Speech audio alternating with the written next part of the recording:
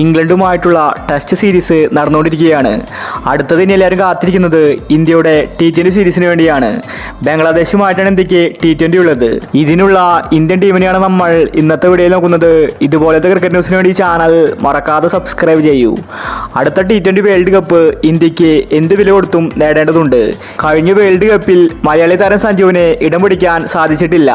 എന്നാൽ അടുത്ത T20 world കപ്പിൽ സഞ്ജുവാണ് ഇന്ത്യയുടെ ഓപ്പണർ. ഗൗതം ഗംഭീർ അത് നേരത്തെ തന്നെ തീരുമാനിച്ചതാണ്. T20യിലെ സഞ്ജുവിന്റെ ഓപ്പണിംഗ് സ്ഥാനം ആർക്കും തന്നെ ഗംഭീർ വിട്ടുകൊടുക്കില്ല.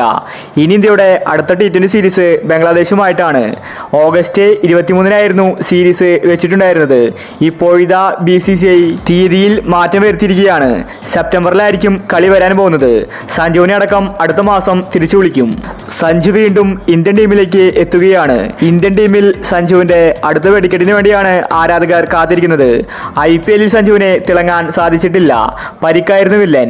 പരിക്ക് മാറി സഞ്ജു ഇപ്പോൾ T20 കളിക്കാൻ വരികയാണ്. ബംഗ്ലാദേശ് ഇന്ത്യക്ക് ഒരു എതിരാളിയായിരിക്കില്ല. ഇന്ത്യ പരമ്പര തൂത്തുവാരുമെന്നത് ഉറപ്പാണ്. സൂര്യകുമാറിനെ റെസ്റ്റ് കൊടുത്തേക്കുമെന്ന റിപ്പോർട്ടാണ് കാണാനുള്ളത്. അതുപോലെ ഹാർദിക് പാണ്ഡ്യയ്ക്കും. ഇന്ത്യയുടെ യുവതാരങ്ങളായിരിക്കും ബംഗ്ലാദേശുമായിട്ട് കളിക്കാൻ പോകുന്നത്. സഞ്ജു ഇന്ത്യയുടെ ക്യാപ്റ്റനാകുമെന്ന റിപ്പോർട്ടും കാണാനുണ്ട്. 2 കീപ്പർമാരായിരിക്കും ഇന്ത്യക്കുണ്ടാവുന്നത്. മെയിൻ കീപ്പറും ക്യാപ്റ്റനും ചിലപ്പോൾ സഞ്ജു ആയിരിക്കും. സെക്കൻഡ് കീപ്പറായിട്ട് ജിതേഷ് ശർമ്മ ടീമിലുണ്ടായിരിക്കും. RCBക്ക് വേണ്ടി മികച്ച കളിയാണ് ജിതേഷ് കാഴ്ചവെച്ചത്. അതുപോലെ തന്നെ സൂര്യവംശിയെ ടീമിലേക്ക് എടുക്കുമെന്ന റിപ്പോർട്ട് കാണാനുണ്ട്. രാജസ്ഥാന് വേണ്ടി മികച്ച കളിയാണ് സൂര്യവംശി കാഴ്ചവെച്ചത്. അല്ലെങ്കിൽ പിന്നെ സഞ്ജുവും ജയ്സ്വാളുമായിരിക്കും ഇന്നിംഗ്സ് ഓപ്പൺ ചെയ്യുന്നത്. ഇഷാൻ കിഷനെ ടീമിലേക്ക് എടുത്തേക്കില്ല.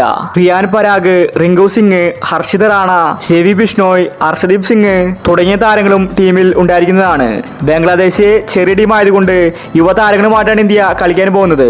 സഞ്ജുവിന് നല്ലൊരു അവസരമാണ് കൈവന്നിരിക്കുന്നത്. അപ്പോൾ നമുക്ക് ബംഗ്ലാദേശ് T20ക്ക് വേണ്ടി കാത്തിരിക്കാം. ഇതുപോലത്തെ ക്രിക്കറ്റ് ന്യൂസിന് വേണ്ടി ചാനൽ മറക്കാതെ സബ്സ്ക്രൈബ് ചെയ്യൂ.